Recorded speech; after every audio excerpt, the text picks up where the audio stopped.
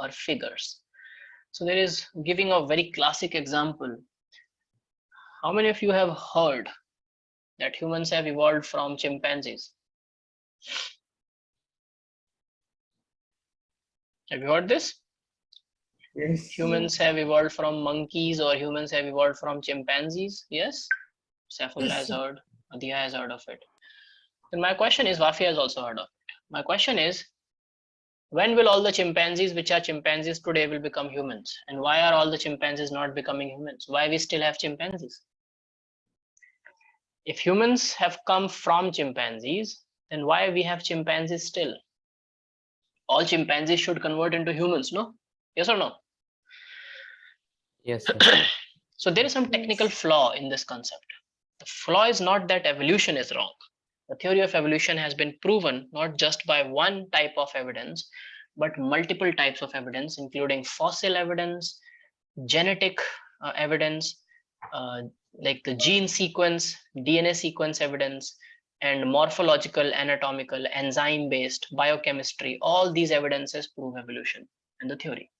But the way we understand it is wrong. So you have heard of this. Nowhere in any book you will ever find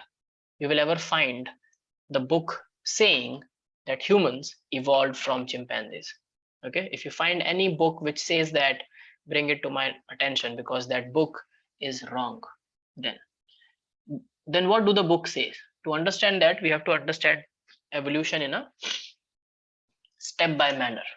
Now, what is evolution? Let's begin with the discussion. Bring your points. What do you mean by evolution, people? Evolution. Changes that take place throughout time. Complexity. Okay, changes that takes place through time, right? So you used one word was changes over time, right? You are saying it as evolution. What are these changes? Environment. Okay, good. We are getting some good points. Over time to survive on the planet. Adaptation, right? And Madhya is saying changes over time to survive on the planet. But what's challenging our survival? What are the changes that you think that camels have made over time to survive in desert? Water. I mean, hump. They have the So, hump on their back. They can walk for longer distances. They have broader feet. so which means when you are saying this, you mean to say that earlier the ancestors of camels did not used to have humps or broader feet. This is something that they developed later on. This is what you mean to say? Yes, sir. So you mean to say that camels were not always the same as they look now. So they were not created exactly the same they are now. They are changing. And maybe after 1,000 more years or 10,000 more years, we will see some more changes in camels, right? Yes, sir. Okay, fair enough, fine. So, and why are these changes coming? So Madhya said that to survive on the planet. So what's challenging our survival, Madhya?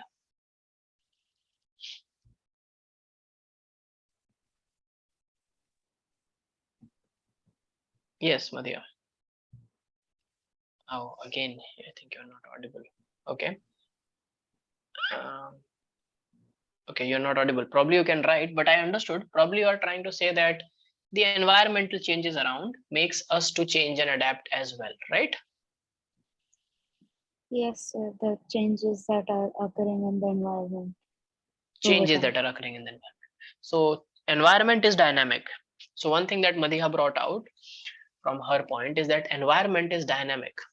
Earth is not going to be the same like it is today, and it was also not the same, let's say 1 million or 1 billion years ago. Yes. So there was a time Earth was roamed by dinosaurs. So if someone says there were dinosaurs roaming around the Earth and there is no dinosaur now, how will you believe that person's word? Just because he's saying that? Yes, Saifullah. Through Why will you believe? fossils. Through fossil records, right? And what are fossil records? Bones of the extinct animals. Yes. So animals that die and get buried sometimes. So when you bury a human, when a human is buried, After some time, the bones, there's nothing left. Even the bones disintegrate, right? Yes, sir. Yes or no? Then how are dinosaurs' bones after millions of years still intact so that we can find it and believe that there were dinosaurs? They on top of the bones, there is settlement of other particles which Like protects them, what? like Like sediments, protect, like mud and protect. silt. Okay, No, and no, protect. it You're right. You're gives right. their You're right. impression. Protect from what? Environmental factors, damage, and consumption by Protect from bacteria, decomposition. degradation. Exactly. Exactly. So all of it is a biodegradable tissue. Bone is a tissue, right? So Yes, sir. either it gets calcified, it gets deposition of a rock, which is calcium. So it gets calcified or gets strengthened as rocks. But when you will get these, you will see impressions in the rock. And when you will chip that rock away, one layer from the other. So rocks are formed in layers, right? Just by looking at the layers, how deeper you dig, after a depth, you will start finding certain fossils. And the rock above it will tell you what kind of depositions happened. So it is like a time machine. You are reading what happened in which period just by looking at the rocks. So people who are very passionate for geography and study of rock, lithography or lithology, they are not just people who are just wandering around collecting rocks. They can tell the history of earth by looking at rocks, right? Okay, so some fair enough. So I understand that in all your heads you have some notions of what is logic and what is not. So evolution is changes over time for adaptation. That's correct. But this is, we are talking about biological evolution, right?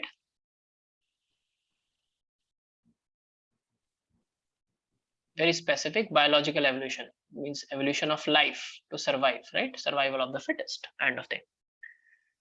But if we talk about evolution as a standalone word, as a specific word, evolution can also be of other things, non-living things. There is an evolution of universe also. Did the universe not evolve? It is evolved, sir. Yes, from First what? it So the was best first it was a theory. dense piece, dense solid thing, and then it expanded by the Big Bang. And first there was Yes, only very simple molecules like hydrogen and helium. Then successively we got heavier molecules, heavier atoms exactly. like iron. So all Uh, this what Nabil said is a story. I can just discard it. So whatever you are saying is made up from your mind. How will you prove that there were earlier just simpler atoms like hydrogen, helium, and then later on we got gold, iron, heavier elements, lead, etc.? How will you prove it? What if I don't want to believe in your words? Because science never works by just theories. Whatever you give as a theory, you have to find proofs of it. Okay, so that you can say that, see, it is working dynamic of the universe. It is not just a story which came out of my head. So what are the proofs? Science demands proofs. So the reported if we talk with about hydrogen. Big Bang theory, and we say that the universe expanded from something which was very dense and a singularity, right? This is what it says, that in the beginning universe was small and it then evolved from there and it is expanding. So how will you prove it now? We cannot go back in time and see when the universe was created. So what can we do? That is what makes you a scientist, a scientific student. What can you do, Nabil, to prove that indeed universe is expanding? Uh,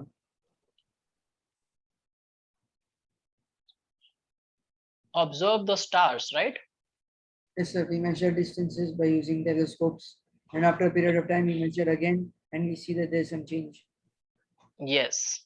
Or we just look at the blue shift or the red shift. These are two concepts where if a star is moving towards you, it will show one kind of shift, blue shift, and if it's moving away from you, it will show red shift. And by observing the universe through advanced telescopes, scientists could understand that indeed space is expanding. Okay. So that is where this theory is backed by some proof. Apart from universe, there is also chemical evolution, like what Nabil just said, that we got elements which were not present before and we got it later on.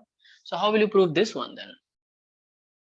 Anything which happened can happen again if you mimic the same circumstances, right? Yes, sir. How is it possible to make new elements from pre-existing elements? The periodic table in your chemistry contains how many elements? 118. 118. All of them are natural? No, sir. I think There are about many 80 are natural. there are many artificial elements as well, right? Yes, sir. What do we mean by artificial elements? Made in labs. Yes, we created it, scientists in the lab, which means elements can be created, right?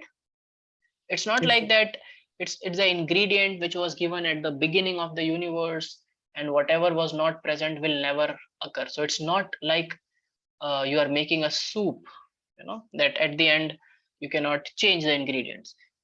The fact that we can create artificial elements by the process of fission, fusion, all these things, right? Fission is where we can break the nucleus, fusion is where we join the nucleus, right?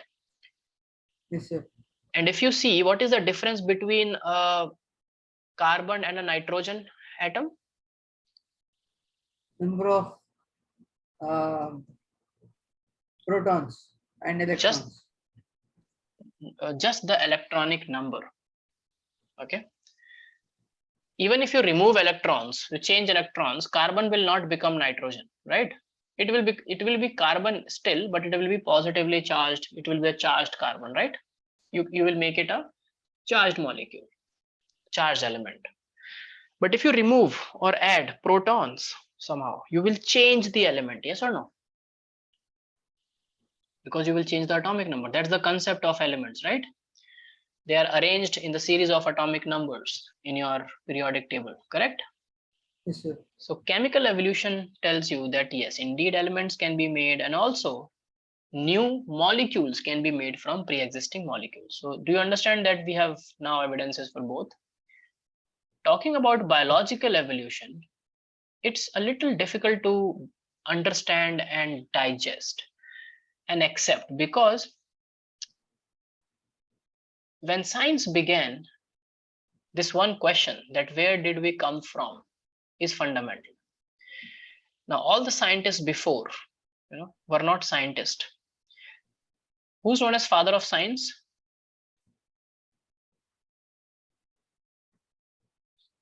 Or who's known as father of biology? Tell me. A father of biology you should know, right? Father of Robert biology. Hooke. But I believe that he should have been, but no. Aristotle is the father of biology. Exactly, Aristotle. Aristotle is also the father of zoology. Okay, so he's called the father of biology and father of zoology, both. Now, who was Aristotle? Was he a scientist? No, sir. He was a poet. He was a philosopher. Used to me. Okay, Yes. who used to write in poetries and verses, things about what he, so used to observe the natural world. And earlier philosophers were the knowledge gatherers. They used to gather knowledge from around, right? Even now, what is the highest degree in any field you can, highest academic degree?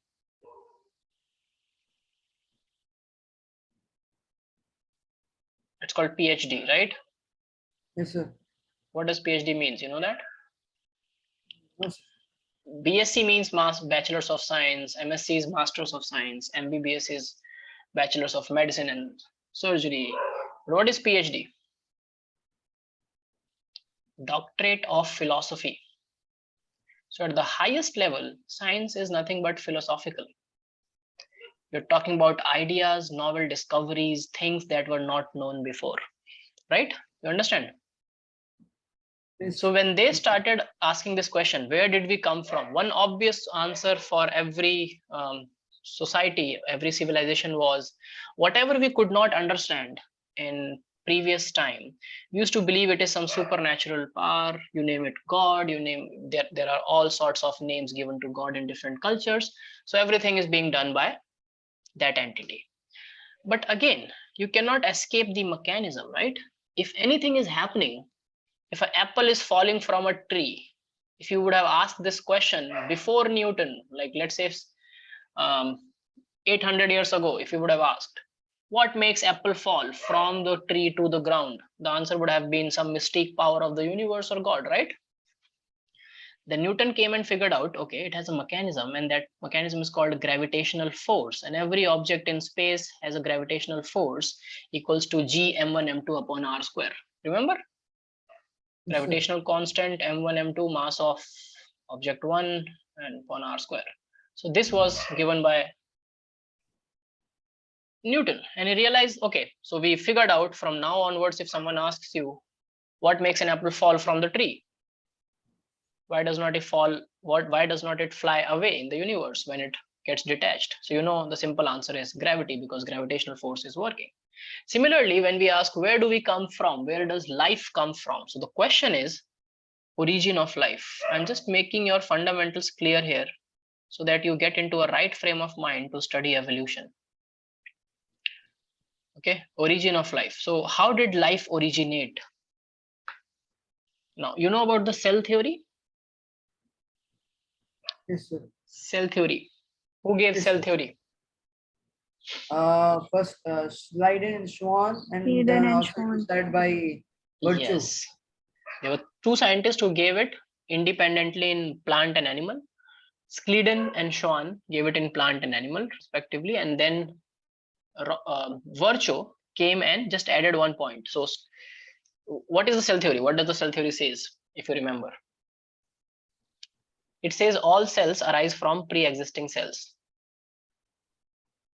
right? Yes or no? Yes. Yes, sir. But my question is, if you keep going back to the cell, there must have been a time where the first cell came from, right? Where did the first living cell came from? Isn't it an intriguing question? Yes. Inorganic molecules. Inorganic molecules, yes. So origin of life, inorganic molecules. But what do you mean by inorganic molecules? How can inorganic molecules give rise to an organic cell which has all the organic molecules? So this is where we will start from three names. So today you have to go back and you have to do this homework, okay? You have to be prepared for the basic discussion that we will do today, tomorrow. So write down your homework for today, everyone. Whatever you have learned about evolution till now, first you have to unlearn it. Forget statements like humans have evolved from apes or things like that, okay? So first thing you have to do is you have to read about these two names, Operin and Haldane. They gave a very beautiful theory. Where did the first life? Yes, Nabil? They showed how life Your voice is echoing, Nabil. You're not audible, actually. Have you logged in through two devices? Probably that's why. Okay, so you don't have to tell it now. Just read about Operin and Haldane and their hypothesis. Second thing you have to know about Miller's experiment. Okay, these two things we will start with, and along with that, also read third thing. This is not in our NCERT. Abiogenesis. It is a theory. It's called theory of abiogenesis. Find it on internet and just read about it a bit and come prepared for the discussion in the next class. Okay, so we'll be starting with concepts and evolution, okay, in the next class. Okay, everyone? Yes, sir. Okay, so see you in the next class. If you have any doubts, please ask right now. If you don't have any doubts, then I declare the class. Any doubts, people?